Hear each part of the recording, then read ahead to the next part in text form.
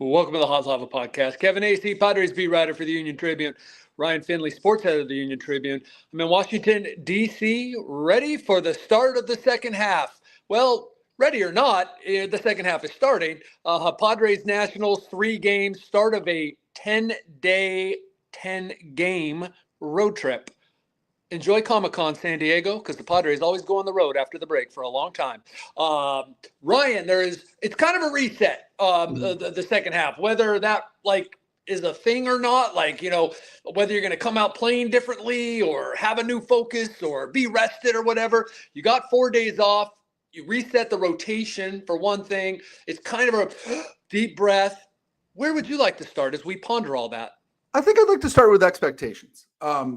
I think had you told either of us at the start of the season that this is where the Padres would have been at the All-Star break, we probably would have thought, wow, okay, 8 games over, 542 winning percentage.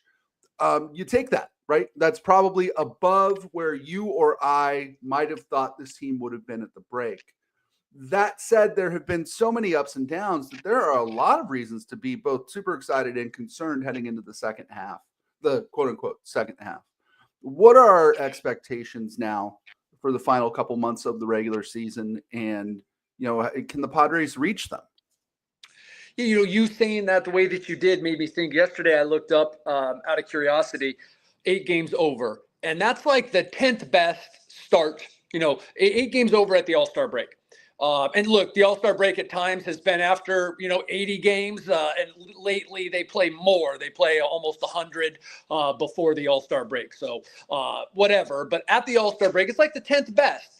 And you know what? Only half of those times did they make the playoffs. Now, it used to be that you didn't make the playoffs unless you were one of the top, 2 teams in the league. But so only half the times did they get like 88 wins at the end of that season, which means they've got some work to do. And that's my expectation is that, we'll see. Honestly, they've got to hit better, man. They've got to hit better. My nervousness, if I'm a Padres fan, if I'm a Padres executive, is that the bullpen is the strength of this team, and they've proved it. And what I'm about to say doesn't take away from what they've done or what I think they can do. But you will ask anyone in baseball, and what is the one group that you can least sort of rely on to just have a steady production performance throughout the season. And it's a group of guys who have to pitch every day in unpredictable circumstances. The bullpen is just a tenuous thing. One injury creates a domino effect of people working in different roles that they're not supposed to work in and all that sort of thing. So this is a real tenuous situation to me. Right. And we saw that even during the course of the first half of the season, right? When the bullpen went sideways for what, Kevin? Was it about 2 weeks? 2.5? Yes. I mean, depends on what the definition of sideways is. I might say sideways for a week. Did they for 2.5 or more have a rough patch because every freaking lead they were protecting or every time they came in a game, it was tied or a 1-run margin? And that means that you have to be perfect, basically. Yeah, that was probably a 2.5 weeks or longer. Yeah. And when they went sideways, this became an objectively bad baseball team, right? For those couple of weeks. And part of it starts with the offense. I mean, all of it starts with the offense. This is not a team that's blowing people out. This is a team that is winning narrow games, not scoring a ton of runs. Kevin, I would recommend any listener here go read your story, your sort of second half preview that ran in today's Union-Tribune. It was online yesterday there are so many statistics that speak to this. I'd like to talk about a couple of them, just sort of jumping out at me here, is the Padres left fielder situation. Gavin Sheets has been an improved left fielder, has been, I think, maybe the story of this Padres offense, at least in the first half.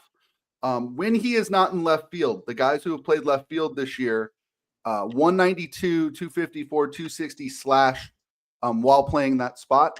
I was reminded yesterday of somebody named Oscar Gonzalez, who I had completely forgotten about. Remember, he was their starting left fielder for a while there in the first half. The left fielder situation and the catcher situation.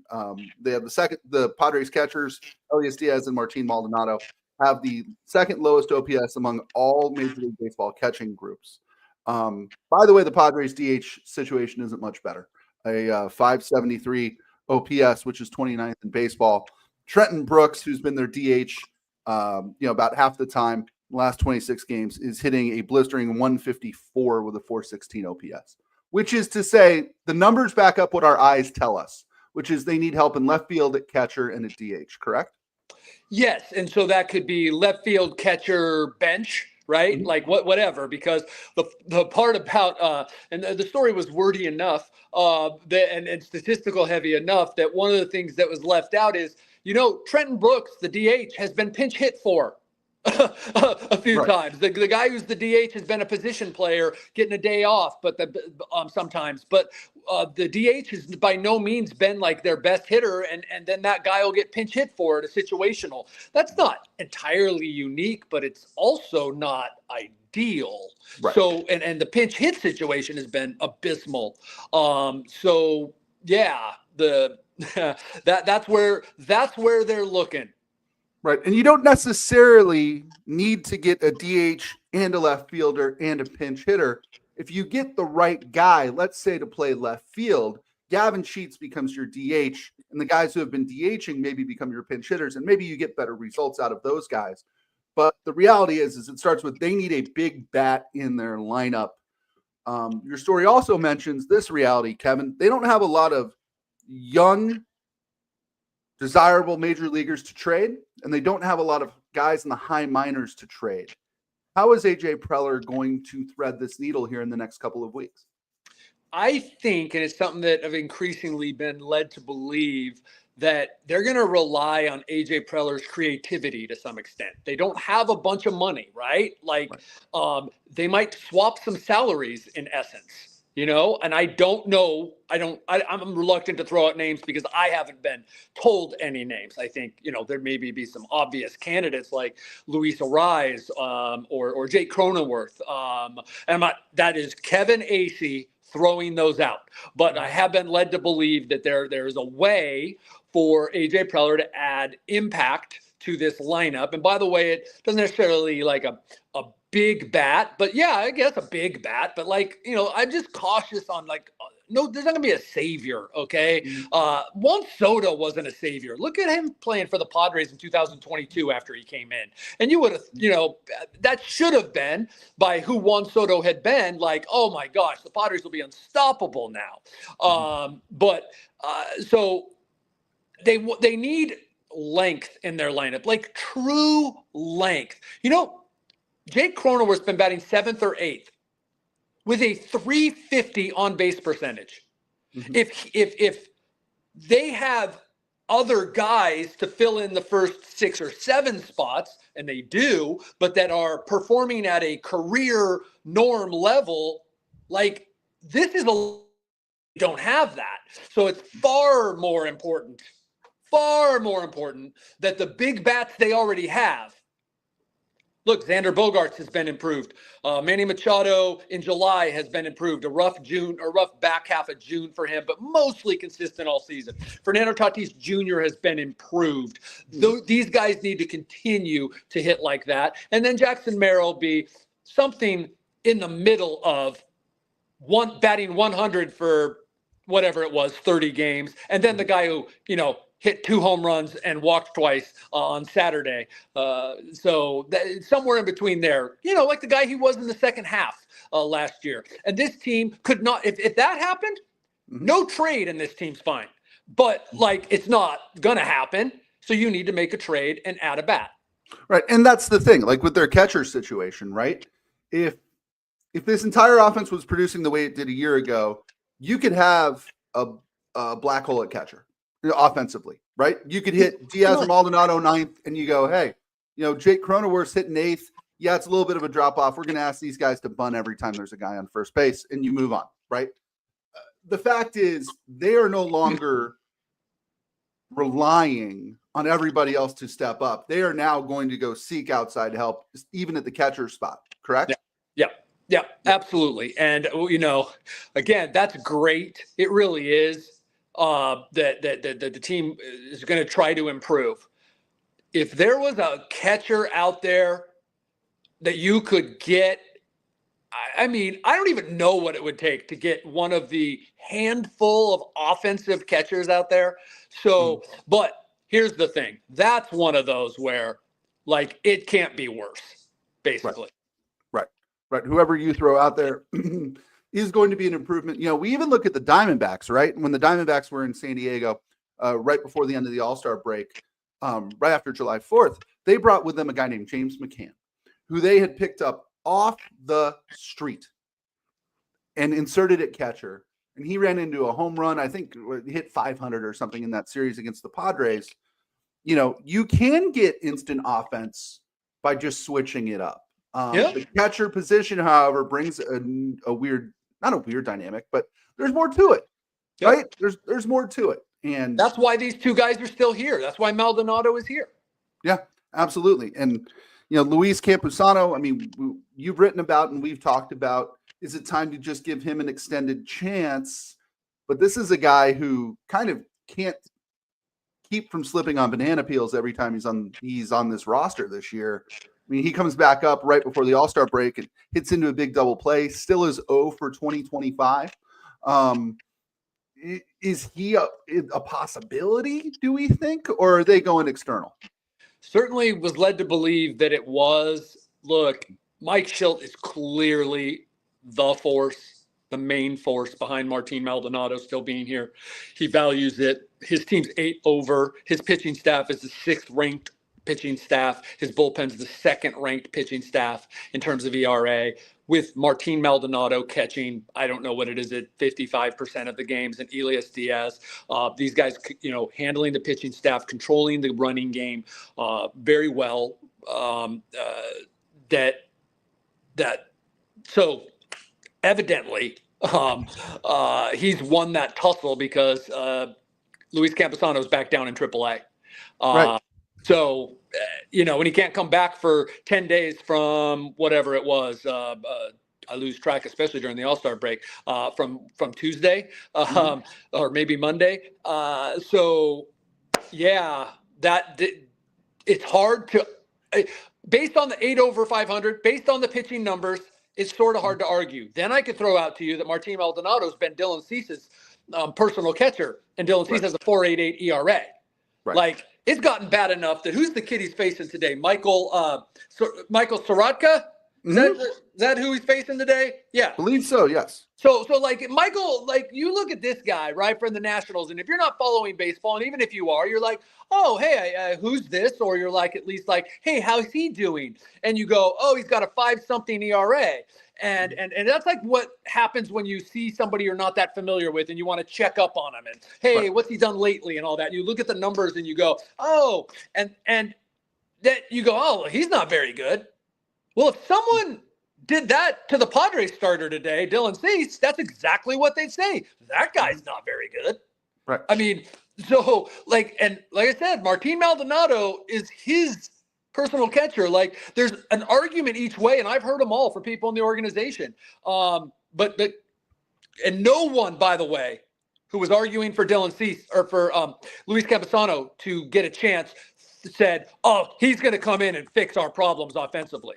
Right. It was just, we got a guy hitting 169 or whatever it is. Like, can it be worse? And how good is he defensively? And how much of an effect is he having on Dylan Cease and others when we look at the numbers of Dylan Cease? If this was any other where we're at. If this was any other position on the field, Luis Campusano would have been up in May, in my opinion. Yeah, because this is left field. Cornelis, right? Like that sort of thing. And by the way, Campy was up, but he got, 3 starts the first time, back down. He played, I don't know, was it 10 plate appearances? 1 against Kike Hernandez. He played, that was being up like 3 weeks. I mean, what do you know from that? And so that was the argument for him coming up and getting 10 games leading up to, hey, do we need to make a change at catcher or an external acquisition at catcher? That was the argument. Evidently, that argument's out the window. Okay. Yeah, I mean, it's clear to me. And again, AJ Preller's going to have to get creative here, right? They don't have a ton of money to spend. They don't have a lot of prospect capital to spend. But you know what? They've come this far too, right? Like the counterpoint here is this is a team that is, I think, exceeded expectations to this point in the season. This is a team that is expensive, and this is a team that is getting older every day, aren't we all? They're too far gone here to decide that they're going to try to punt or stand pat at the deadline. They're all in, right? Yeah, 100%. Said it before. It probably was silly to think that anything around this or even 5 or 4 games over was going to prompt the Padres to be sellers. Now, they might have been more sellers or something, like been more willing to unload a couple guys to get some salary relief. But there are so many reasons I've talked about before, so I don't need to go too deep here. If you're interested, go read or go listen to what we've talked about before. Like, they have a 2 payroll. They are almost, unless they were to dump, certainly over the second threshold. They are committed to this season. You don't do that all the time. You don't have this collection of talent all the time. How could you possibly sell? Yeah. Also, right. You don't get 40 sellouts in however many 44 games and owe your fans a certain amount of trying to win. And that was going to be my next point, which is this fan base has done everything you could ask them to do. You owe them not only putting a competitive team on the field, but trying to go get that extra piece if you think that you're a piece or two away from another home playoff series, right? Ryan, vamp for a minute, because I forgot to tell the housekeeper that I didn't need service today. So just keep talking, Ryan. I'm going to go. Yeah. Sure. It's the fans. I mean, so many sellouts at Petco Park. This is a fan base that I think deserves the Padres' best effort, frankly, at the deadline. And if they're close, you err on the side of adding because you want to reward this base. And frankly, I mean, they're 8 games above 500. They're in a position to add. It makes sense to add. The thing that concerns me, Kevin, from afar is this. I don't know if they're the worst good team in baseball and if they need a couple pieces to become a really good team in baseball. Hear me out. I am. Okay. I'm processing. Go ahead. Okay. Or if they're the best bad team in baseball. Okay. And to me, that's an interesting distinction, right? What if what they've done right fades in the second half, right? What if they end up 3 games over 500 and there's nothing worse than an expensive, mediocre, boring team. And amen. And they're a bad 2-week stretch away from us talking about them being a mediocre, expensive, boring team. Yes. They're a good 2-week stretch away from us saying, maybe if things break in the playoffs, they can make a run. That's why the start of the second half to me is so huge. These first 2 series, Miami and Washington, there's a chance to really get hot. 2 bad teams. I think it's just a huge week for the Padres. Yes, and then the Cardinals, who, by the way, have been fairly vocal. I don't know if transparent's the right word, because you never know at this time of year. It's liar's poker. But that their decisions on whether to be a buyer or seller could come down to the last 3 days before the trade deadline. And by the way, the Padres will be there up until the last 3 days or the 3rd day before the trade deadline. So the trade deadline, by the way, July 31st, I believe 5 p.m. Eastern. So 2 our time, or maybe it's 5 our time. But anyway, I don't think it's that late. I think it's 2. Yeah. 2 our time. And so, big road trip here. For like who you're playing, what you could do in terms of making the Cardinals sellers, Yeah, just like I talked about last time, like making the Diamondbacks sellers. I don't think you're getting any Diamondbacks guys. If they've traded with the Diamondbacks, it's been once, I believe. I believe it's like they have never traded with the Rockies, who don't do a lot of trades. And Preller's never traded with the Rockies, I believe, and maybe once with the Diamondbacks. So like Scott Hairston. That's how they got Scott Hairston. I okay. think. So plus in between like intra-division trades not very common. But anyway, you flood the market. If Lourdes Gurriel is available, let's say, right? Like there's a left fielder that someone else takes, and then you have maybe a left fielder, right? Josh Naylor's available. There's a bat that's available. Someone else gets, and then you have a bat that's available. So you want there to be as many sellers as possible, and that's a part of the issue right now. Is that there's some teams that don't know they're sellers, and there's a heck of a lot of teams. Take a look at that American League where like the Angels are 2 games under and within 4 games or something like that. 5 games, I don't know what it is, but it's close enough that you could conceivably consider yourself a contender. So a lot of teams that are in it. So it's a very, very interesting time. But we get all hyped up like this. And once again, you know how down I am on the trade deadline and all the hype and all the stuff that I just like to deal with in reality. You know what I mean? I like to cover like what's happening is we all get all hyped up. Oh yeah, this is so important. And all those teams end up going 4-3 between now and the 27th. And they still don't know what they're doing. Well, we talked about that the last week of the quote unquote first half, right? The Padres had home series against the Diamondbacks and the Phillies. And we said, well, maybe the Padres will show us, right? In this final 7-game series. And what the Padres do, I believe they went 4-3. Right. And I don't know about you, but considering where they were at, yeah, I thought 4-3 and playing the Phillies and facing Wheeler, Suarez, Sanchez, like, yeah. Considering they took 2-3, in hindsight, we go 5-2. They should have been 5-2.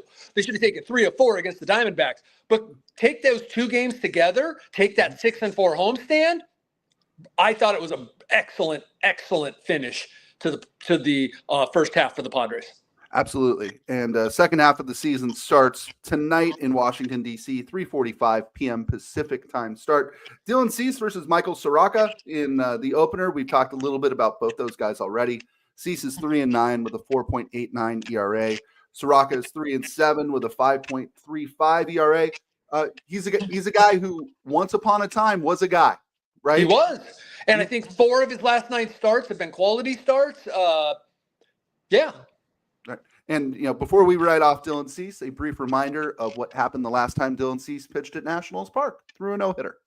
Yep, that's what we're always talking about, aren't we? I mean, was it his last start where Mike Schilt acknowledged it crossed his mind after the 2nd inning because Dylan had gotten so much swing and miss, and it was a little bit. Listen, if this were last year, that's the kind of start to a game that would have led to Dylan Cease going 7 2/3 and allowing 2 hits and no runs.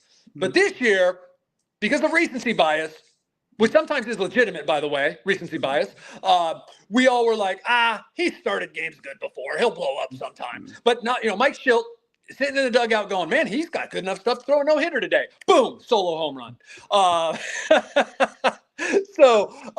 Yeah, like that's why we all are like, well, not just that. I mean, the guy was pretty excellent for like 3 stretches last year where it was like he could throw a no-hitter. It looked like he could throw a no-hitter anytime. So yes, coming back to the scene, who caught him that day? If you remember the pictures, and who was embracing Dylan Cease, the big celebration afterward, who was that? It's the guy who they're not allowing to catch. Yes, which is a point some in the organization have made, by the way. Yeah. No, that makes sense. We go to Saturday. Yu Darvish taking on Mitchell Parker. Notable on Mitchell Parker is he's left-handed. So we will see the short side of the Padres platoon that day, likely. Darvish, Kevin, he's had 2 starts here, up and down, an ERA of like 6.5. What have you seen from him, and what do they think? What are their expectations of Darvish the rest of the season? To continue to get better, obviously to lengthen out a little bit. He might even be up to where you would say, 90 plus today could be possible, or tomorrow as we tape this on Friday. Look, it's hard in these first two where he's gone 3 2/3 and allowed 2 the first time, 4 2/3 and allowed 4 the second time. Has been absolutely brilliant for 10 batters and completely inconsistent, which is sort of what you would expect of a veteran pitcher who has the stuff he has, who hadn't pitched since October in a major league game. Or by the way, he did pitch in one minor league game in May, but the lead up this time was all simulated games.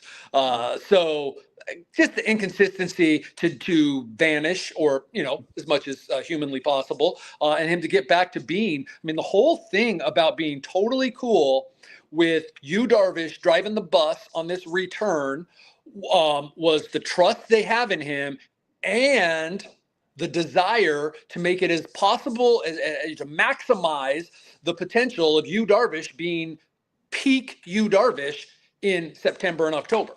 Right. In games that matter. Right. Yeah, absolutely. Absolutely. Sunday is appointment television, Kevin. 10:35 a.m. Pacific time. Get in front of your TVs or your streaming devices. It is Nick Pivetta versus Mackenzie Gore. That's good. That is an all-star in Mackenzie Gore against a guy who frankly should have been an all-star in Nick Pivetta. I'm sure Nick Pivetta won't use that as motivation at all the rest of the season, right? Yeah, that's a good call. Who knows what get in Nick's mind, but that is that seems like something that would. Yeah. Look, Nick Pivetta, I think it's like a .36 ERA his last 4 starts or something like that. Really, really impressive. And Gore went 1 run in 6 innings against the Padres, got the loss. The Mitchell Parker's the only guy who started and got a win that series. That was the game the Nationals won 10-6, the opener. Gore's been fantastic. You want to talk about why it sucks to pitch on a bad team, Kevin? Let me give you these numbers.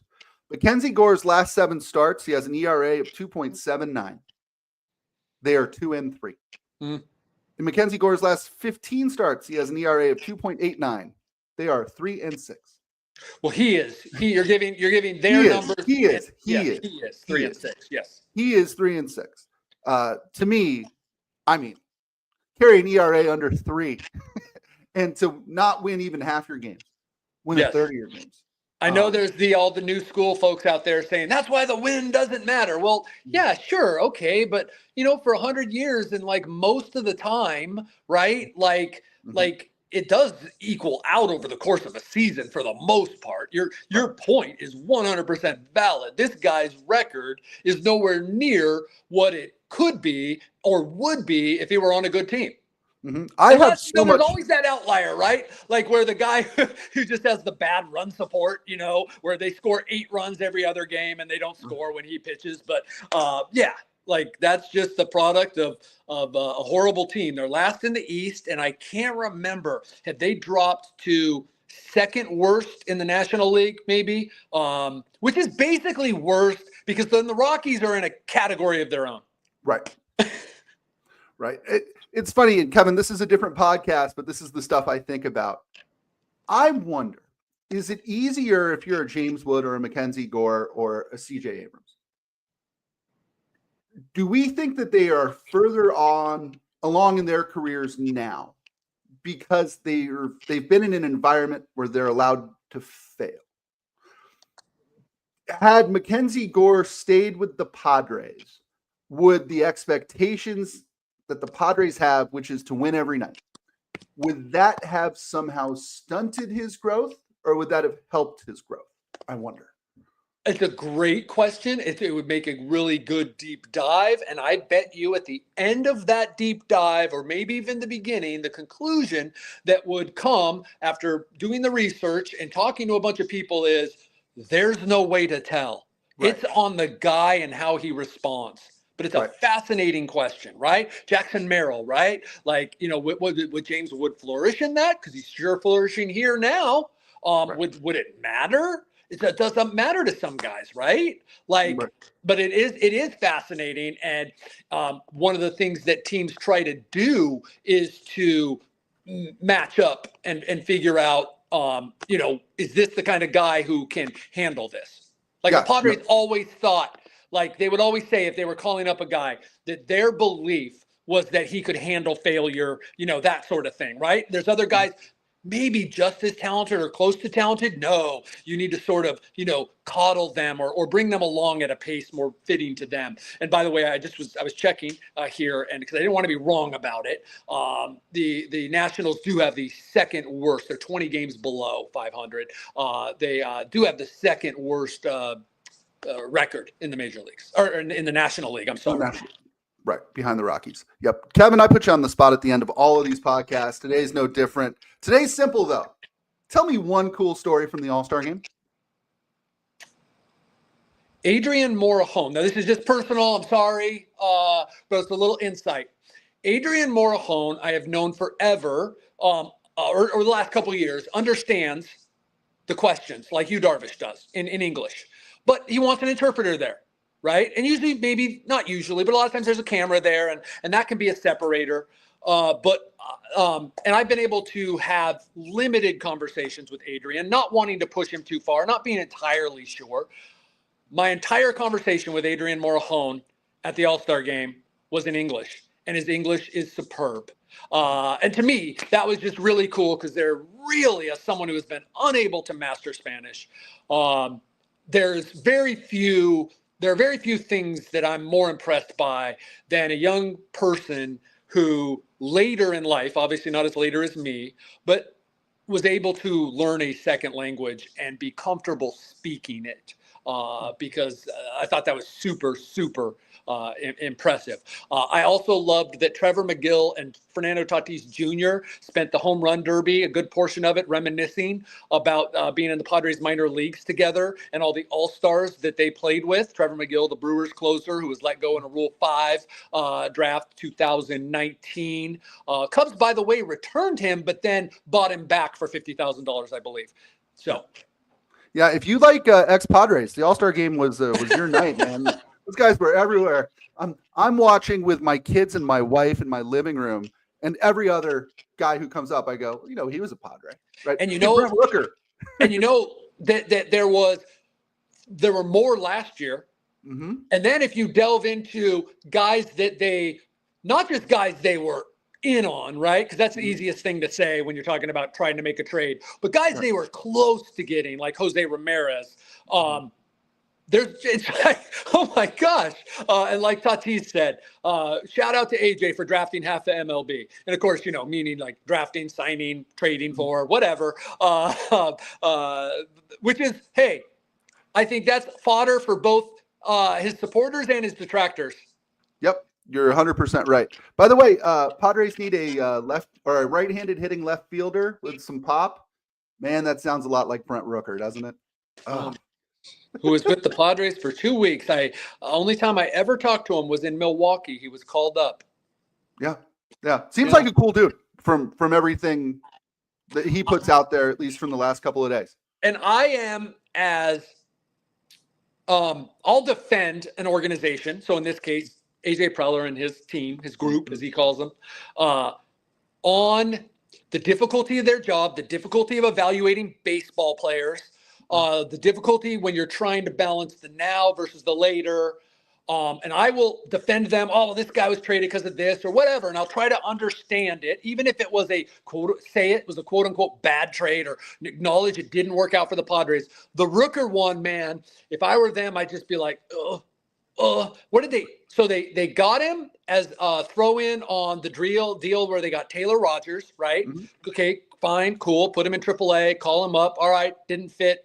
He's back down in AAA. Don't need him in 2022. Things are going well. They trade him at the deadline on this like throw-in trade for a AAA catcher, a guy Cam Duncan, Gallagher. Played for the Royals. He'd had major league experience. You had that whole dynamic where Bob Melvin wasn't playing Campusano, didn't want to have an injury, be left without a veteran catcher. So they got this guy. He never appeared for them. I think he showed up one day, but didn't get activated. And that's who they traded to the Cam Rooker to the Royals, who, by the way, let him go also to the A's. But it's like, oh, are you kidding me? Like Brent Rooker could have come to spring training the next year, because by the way, it was the next year he was an all-star for the first time 3 straight years now, and like taken off in spring training, and you would have so many problems solved. I know. And you threw him away for a catcher you didn't need. Right. A catcher you didn't need and a guy who never played for you. Yeah. That's crazy. Padres Nationals 3-game series. Kevin, a huge week. This is where last year's surge began. The first series coming out of the All-Star break. Great point. Padres lost 6 games in 6 weeks after the second half of the All-Star, second half of the season began. 3:35 tonight from Washington. That'll do it for this episode of the Hot Lava Podcast. For Kevin Acee, I'm Ryan Finley. We'll see you next time.